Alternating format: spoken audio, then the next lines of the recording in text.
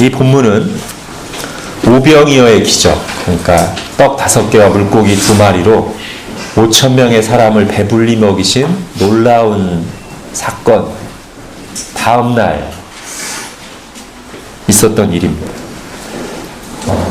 많은 사람들이 그 떡을 계속 먹고 싶어서 예수님께 나왔습니다.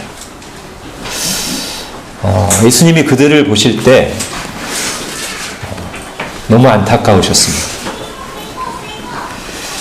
기적은 경험했지만, 예수님이 만들어주신 신비한 떡은 먹었지만 구원과는 여전히 거리가 먼 지옥에 갈 수밖에 없는 그 영혼들을 보시면서 안타까워하시면서 깨우쳐 주신 말씀입니다. 진실로 진실로 너에게 이르노니 너희가 어제 먹은 그 떡, 너희가 매일매일 먹는, 너희가 먹고 산다고 하는 그 밥으로는 결코 생명을 얻지 못한다. 결코 죄 문제를 해결할 수 없다. 오직 내 살을 먹고 내 피를 마시는 사람만이 영생을 얻을 것이다. 이렇게 말씀하십니다. 구원의 길을 말씀하시는 거예요. 복음을 들려주시는 거예요.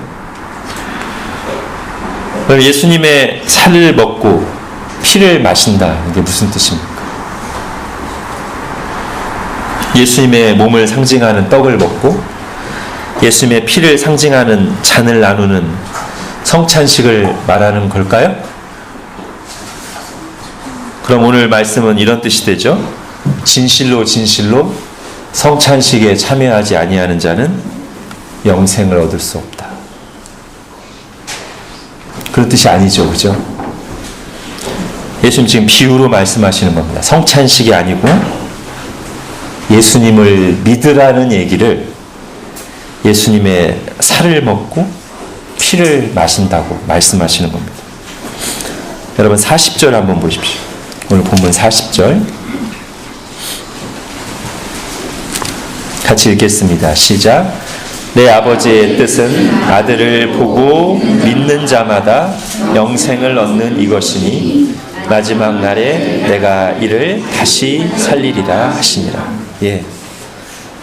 제가 지금 여러 구절을 찾아야 되는데 하나만 했습니다. 예수님 지금 반복해서 나 예수를 믿어야 영생을 얻는다 라고 말씀하시는데, 그것을 비유적으로 이렇게 표현하시는 거예요. 51절 한번 가보겠습니다. 51절 같이 읽겠습니다. 시작. 나는 하늘에서 내려온 살아있는 떡이니 사람이 이 떡을 먹으면 영생하리라. 내가 줄 떡은 곧 세상의 생명을 위한 내 살이니라 하시니라. 아멘. 나를 믿는 자마다 영생을 얻는다. 이 말을 생명의 떡인 나를 먹으면 영생한다로 비유로 말씀하신 거죠. 그러니까 예수님의 살과 피를 먹는다가 무슨 뜻이에요?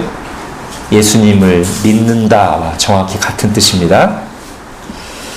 자, 그런데 왜 예수님께서 예수님을 믿는다라는 이 쉬운 말을 예수님의 살을 먹고 피를 마신다라는 식인종적인 표현을 사용해서 말씀하실까요? 그것도 우리가 오늘 읽은 53절 이하로 보면 계속 얘기하세요. 이거를 내 살을 먹고 내 피를 마신다는 말을 계속 얘기하십니다. 왜 그러실까요? 물론 군중들이 떡을 먹는 것에 지금 관심이 있어서 떡을 먹으러 나왔죠. 예수님은 그 상황에 맞게 말씀을 잘 전하시는 분이니까 떡을 먹으려고 나온 그들에게 그 떡은 진짜 생명을 줄 수 없고 생명의 떡인 나를 먹어야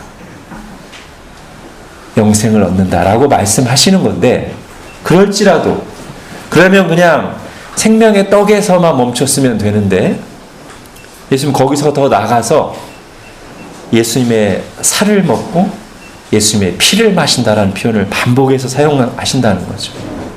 그 이유가 뭐겠습니까? 여러분 우선 분명히 하고 갈 것은 뭐냐면 생명의 떡이라는 말은 비유입니다. 그렇죠? 그러나 예수님의 살과 피는 비유가 아닙니다. 실제입니다. 예수님의 생명의 떡을 먹어야 영생을 얻는다는 그 전체 문장이 비유입니다. 그러나 예수님의 살과 피를 먹어야 구원을 받는다는 실체와 비유가 섞여 있어요. 먹는다는 비유예요. 그러나 예수님의 살과 피는 비유가 아닙니다. 실제입니다. 십자가에서 찢기실 예수님의 살, 십자가에서 흘리실 예수님의 피를 지금 말씀하시는 거죠. 자, 여러분 누가복음 22장 핸드아웃에 한번 보겠습니다. 먼저 누가복음 22장 19절 보겠습니다. 또 떡을 가져 감사 기도하시고 떼어 그들에게 주시며 이르시되 이것은 너희를 위하여 주는 내 몸이라. 여기서 떡은 상징이에요. 그죠? 그러나 너희를 위하여 주는 내 몸, 이거는 실제. 자, 20절도 저녁 먹은 후에 잔도 그와 같이 하여 이르시되 이 잔은 내 피로 세우는 새 언약이니 곧 너희를 위하여 붓는 것이라. 여기서 잔은 상징이에요. 그러나 너희를 위하여 쏟아 붓는 내 피는 상징이 아니에요. 실체. 지금 예수님이 생명의 떡 얘기를 하시다가 거기에 실체를 섞어서 말씀하시는 거예요. 내 살 먹고 내 피를 마셔야 영생을 얻는다. 여러분 우리가 예수님을 믿는다고 할 때 하늘에서 고고히 내려오셔서 가만히 보좌에 앉아 계신 분을 믿는 게 아니죠. 우리를 위해서 자기를 내어주신 분을 믿는 겁니다. 십자가에 못 박혀 살이 찢기시고 피를 쏟으시고 죽으신 분을 믿는 겁니다. 예수님께서 나를 믿으라는 말씀을 내 살을 먹고 내 피를 마시라 라고 표현하신 이유가 여기 있죠. 우리를 위해서 자기를 온전히 내어주실 것을 말씀하시면서 믿으라고 하시는 겁니다. 우리 죄 때문에 십자가에서 찢기고 쏟으실 당신의 실제 살과 피를 미리 말씀해 주시는 겁니다. 자, 오늘 읽은 본문 53절부터 58절에 보면 내 살을 먹고 내 피를 마시라고 말씀하신 또 한 가지 이유를 발견하게 됩니다. 첫 번째는 방금 말씀드린 것처럼 십자가에서 실제로 찢기실 예수님의 살, 실제로 쏟아 부으실 예수님의 피, 그 십자가에서 당하실 고난을 표현하시려고 살과 피라는 표현을 쓰셨다면 오늘 본문에 보면 또 다른 강조점이 있어요. 그것은 예수님을 믿는다는 것, 그리고 예수님을 믿을 때 오는 구원이라는 것이 막연한 것이 아니라 얼마나 이 구원이 확실한가. 십자가에 달리신 예수님을 믿을 때 구원이 얼마나 확실한가, 이거를 말씀하시려고 이 비유를 사용하셨어요. 그래서 아까도 말씀드렸듯이 54절부터 58절까지 계속 그 얘기를 강조하시죠. 내 살을 먹고 내 피를 마시면 영생을 가져. 내 살은 참된 양식이요 내 피는 참된 음료다. 여러분, 예수님을 믿고 안 믿고는 마치 음식을 먹고 안 먹고처럼 분명하게 구별되는 사실입니다. 음식을 먹었는지 안 먹었는지 모르는 사람은 없죠.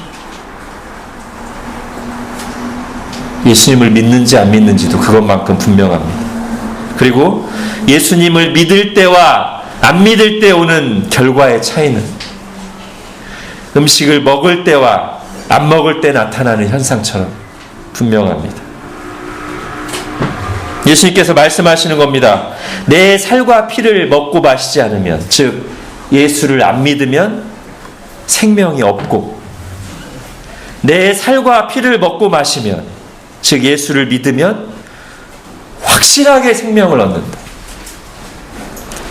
그 효과와 그 결과를 강조하신 54절부터 58절까지. 예수 그리스도께서 십자가에서 이루신 일은 그것을 믿는 사람들에게 확실하게 구원을 줍니다. 예수님의 살과 피를 먹으면 반드시 생명을 얻습니다.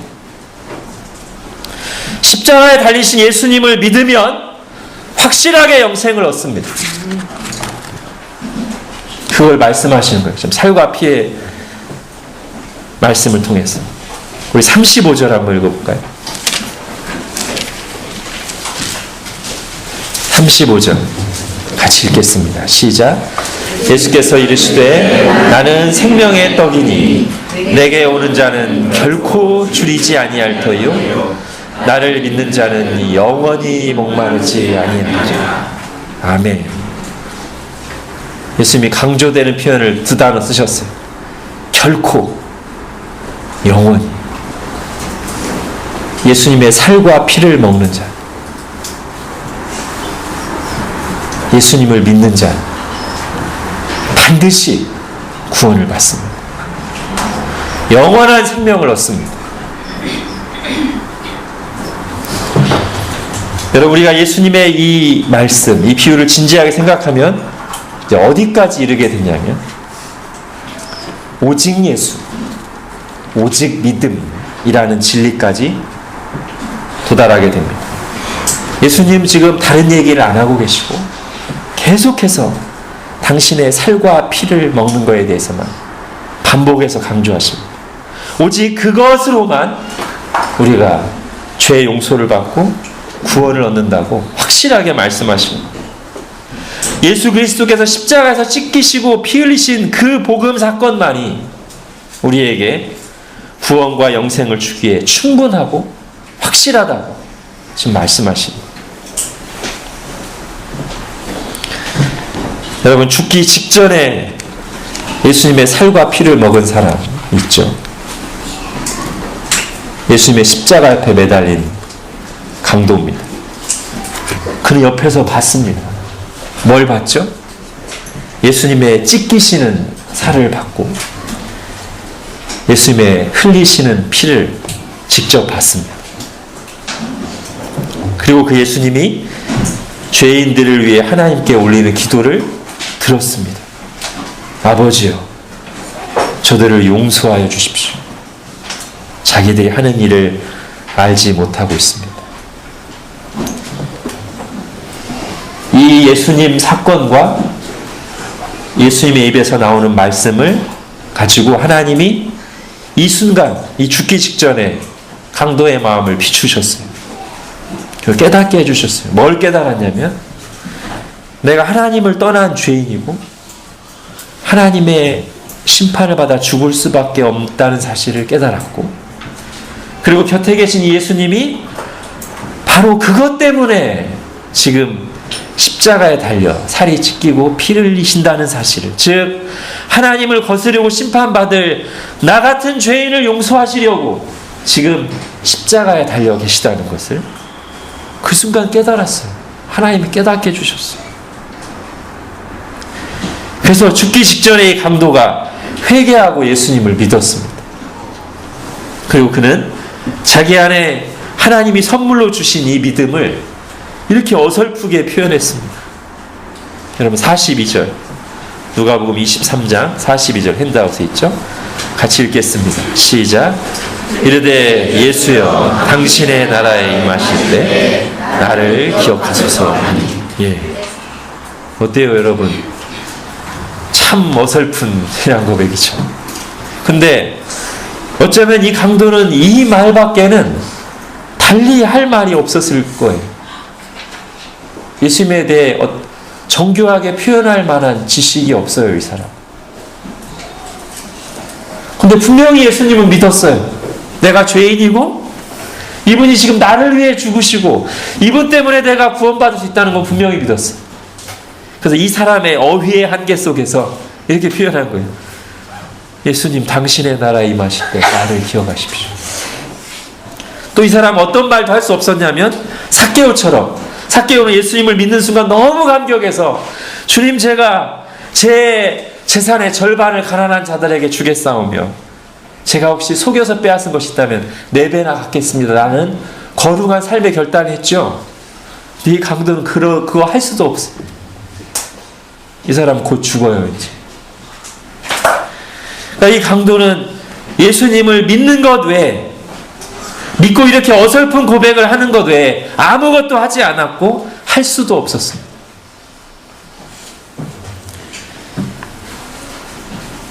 근데 중심을 보시는 예수님이 이 강도의 회개와 믿음과 이 어설픈 신앙 고백을 받으시고 아주 확실하게 구원을 선언해 주셨습니다. 43절 같이 읽겠습니다. 시작. 예수께서 이르시되 내가 진실로 내게 이르노니 오늘 내가 나와 함께 낙원에 있으리라 하십니다. 아멘. 여러분, 이 누가복음 23장 42, 43절을 오늘 본문 53절, 54절과 한번 연결해서 생각해 보십시오. 여러분, 이 강도가 예수님을 지금 이렇게 믿은 것, 그리고 이때 예수님이 이 강도에게 구원을 선포하신 내용이 오늘 53절, 54절에 그대로예요. 예수님이 강조하시죠. 진실로 진실로 너에게 이르노니. 헬라어로 하면 내가 아멘 아멘 너희에게 이르노니. 진실로가 아멘이에요. 내 살을 먹고 내 피를 마시는 자는 오직 내 살을 먹고 내 피를 마시는 것으로, 오직 십자가에 달린 나 예수를 믿는 것으로 영생을 가졌다. 지금 이 강도에게 똑같은 말씀하시는 거예요. 내가 진실로, 내가 아멘 너에게 이르노니. 네가 나를 믿었으므로, 아무것도 하지 않았는데 너는 죄인인데 나를 믿었으므로, 내 살과 피를 먹었으므로 나와 함께 천국에 있을 것이다. 여러분, 이 사람, 이 사건, 이 말씀을 통해 예수님께서는 지금 예수님께서 십자가에서 하시는 일이, 십자가에서 살이 찢기고 피를 흘리시는 그 일이 어떤 죄인이라도 오직 믿음으로 구원하기에 충분하다는 것을 지금 보여주고 계신 거죠. 그 어떤 죄인이라도 다른 것이 없이 오직 예수님의 살과 피를 먹는 것, 즉 십자가에서 날 위해 죽으신 예수님을 믿는 그것, 즉 오직 예수, 오직 믿음으로 확실하게 천국에 간다는 것을 말씀하신 겁니다. 이 예수님을 믿으십시오. 네. 거기에 우리는 뭐를 보탤 것도 없고 보탤 수도 없어요. 만약에 우리가 거기에 뭔가 나의 의와 선행, 나의 신앙 경력, 나의 사상을 보태려고 한다면 그것은 마치 가장 완벽하고 깨끗한 음식에 괜히 뭔가를 더 집어넣으려다가 그 음식을 완전히 망치는 것과 같아요. 우리의 구원을 위한 완전한 양식인 예수님의 살과 피에 우리가 뭔가 내 생각과 내 행위를 더하려고 하는 순간 구원이 확실해지는 게 아니라 구원이 더 희미해지고 복음이 더 희미해지는, 오늘이 그러니까 10월의 마지막 주일이 보통 개혁파교에서는 종교개혁 기념주일로 지킵니다. 그리고 올해는 특히 종교개혁 500주년이 되는 해죠. 여러분, 종교개혁이 왜 일어났습니까? 종교개혁이 일어나기 전에 중세교회가 어떤 상황에 있었습니까? 여러분, 중세교회가 하나님의 말씀인 성경에서 떠나자 여러 문제가 발생했어요. 그 중에 가장 심각한 게 뭔지 아십니까?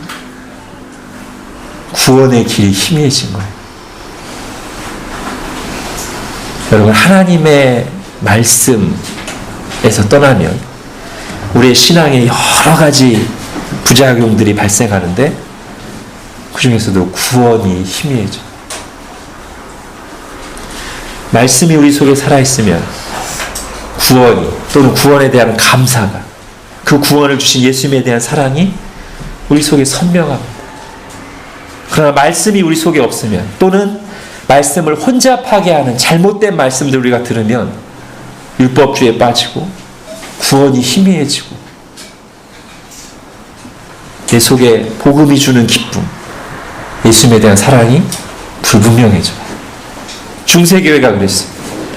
오직 예수, 오직 믿음의 이 복음의 진리가 말씀이 없어서 희석되니까, 희미해지니까, 즉 예수님의 살과 피를 먹는 것만으로는 부족하다고 생각하게 되니까 이 예수님에다가, 예수님의 살과 피에다가 자꾸만 다른 쓸데없는 것들을 집어넣어서 이 음식을 완전히 오염시키는 거예요.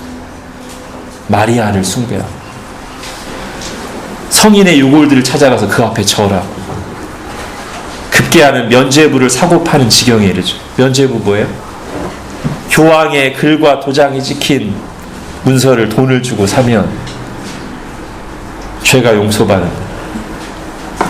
그래서 천주교에서는 죽은 다음에 천국과 지옥만 있는 게 아니라 연옥이라는 데가 있는데 그 연옥에서 머무는 시간이 줄어든다는 거예요.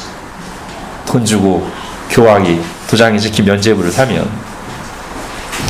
근데 이 말도 안 되는 것들을 사람들이 다 따라해요. 왜 그럴까요?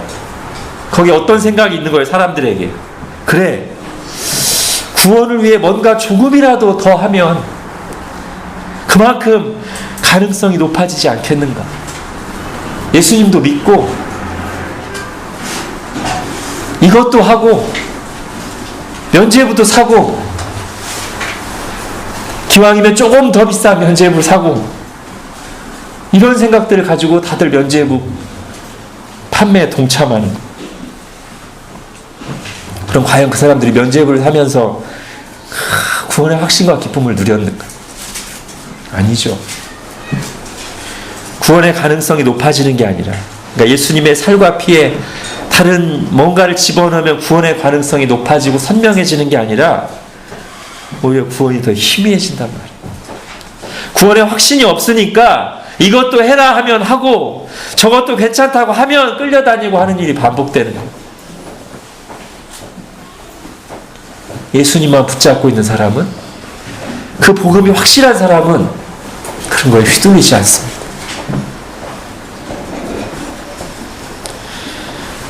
여러분, 십자가 옆에 강도는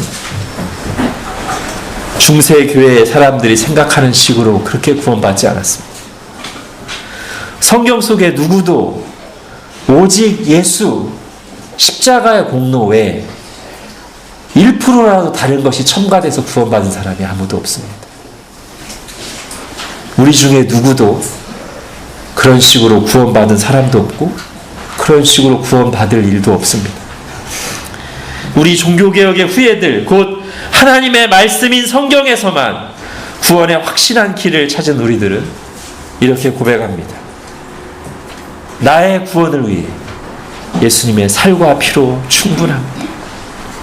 인간으로 오셔서 나 같은 죄인을 위해 십자가에서 못 박히고 살이 찢기시고 나의 죄 때문에 십자가에서 피를 쏟으시고 죽으시고 부활하신 예수 그리스도 한 분으로, 그분을 믿는 것으로 충분합니다.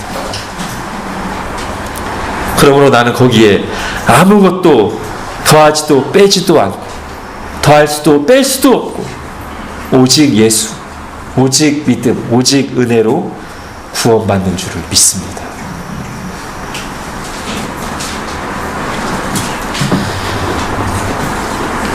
예수님이 날 위해 십자가에서 자신의 몸을 내어주시고 피 흘리신 그 구원의 행동을 떡과 잔이라는 상징으로 나타내며 기념하는 예식이 성찬식이죠. 즉, 이 성찬식에 우리가 동참할 때마다 우리는 내가 바로 주님의 살과 피를 통해, 즉 십자가에 달리신 예수 그리스도를 믿음으로 구원받았다는 것을 우리의 행동으로 표현하는 신앙 고백적인 행동이죠. 오늘 말씀을 좀 더 정밀하게 적용하면 이렇게 또 말할 수 있겠습니다. 나는 나의 구원을 위해 다른 어떤 것도 더 필요하지 않고 지금 내가 받는 이 떡이 상징하고 이 잔이 상징하는 십자가의 예수 그리스도만으로 구원받았다는 것을 신앙 고백적인 행위로 교회가 함께 표현하는 것이 성찬식이다. 자, 이렇게 예수 그리스도를 믿고 성찬에 참여하는 사람들은 예수님의 살과 피가 주는 힘으로 거룩한 삶을 실천하는 사람들입니다. 여러분, 건물을 한번 생각해 볼까요? 여기에 하나님 또는 하나님이 하신 일이라는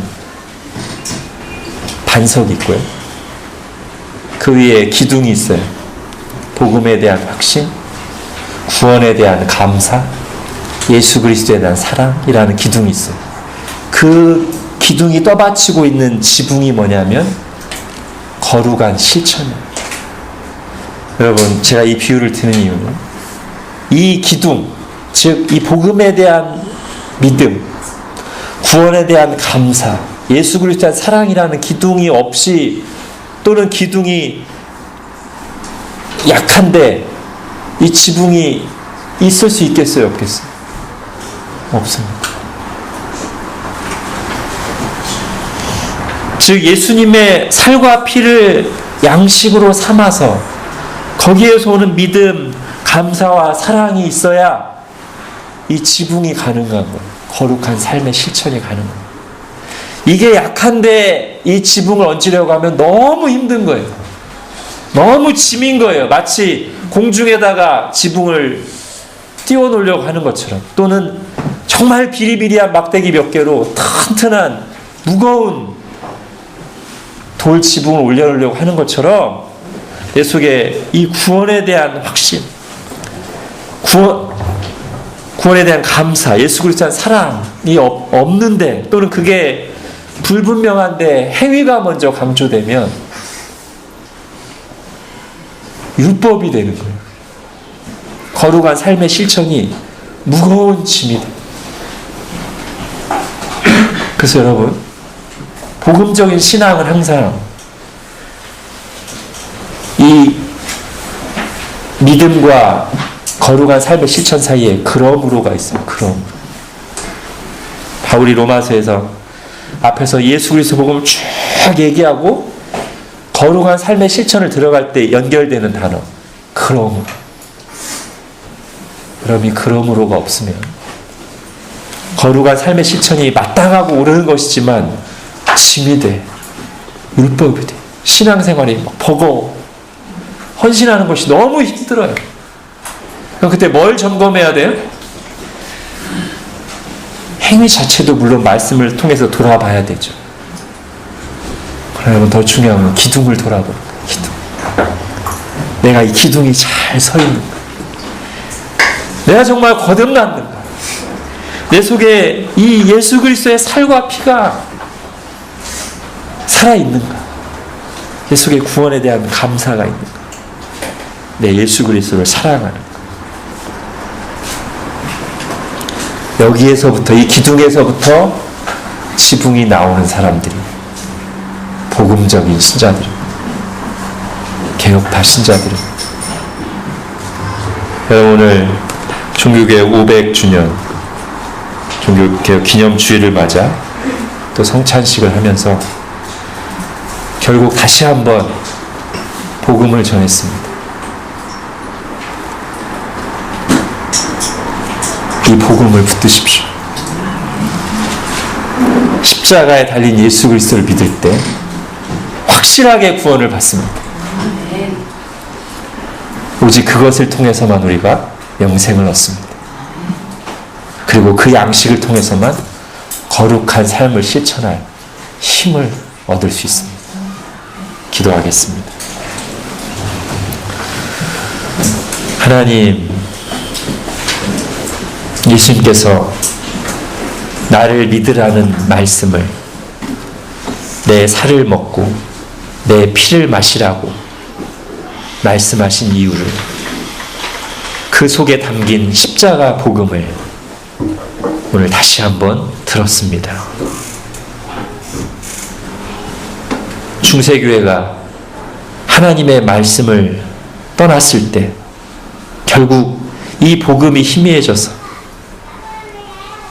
이 구원의 길이 불분명해져서 그들이 얼마나 거짓된 것, 자기 생각에 끌려다니며 하나님을 슬프시게 하는 자리에 있었는지 돌아보는 주일입니다. 하나님, 십자가 옆에 강도의 마음에 성령님께서 깨닫고 비추셔서 복음을 확실하게 하시고 구원을 확실하게 하신 것처럼 우리 마음속에도 오늘 들은 말씀을 가지고 또 오늘 성찬을 나눌 때 성령님께서 깨닫고 비추셔서 이 오직 예수, 오직 믿음, 오직 은혜의 복음이 확실하게 하시고 거기에서 오는 확신과 감사와 기쁨과 주님을 향한 사랑으로 거룩한 삶의 실천을 위한 싸움을 힘차게 싸워나가는 복음적인 신자들이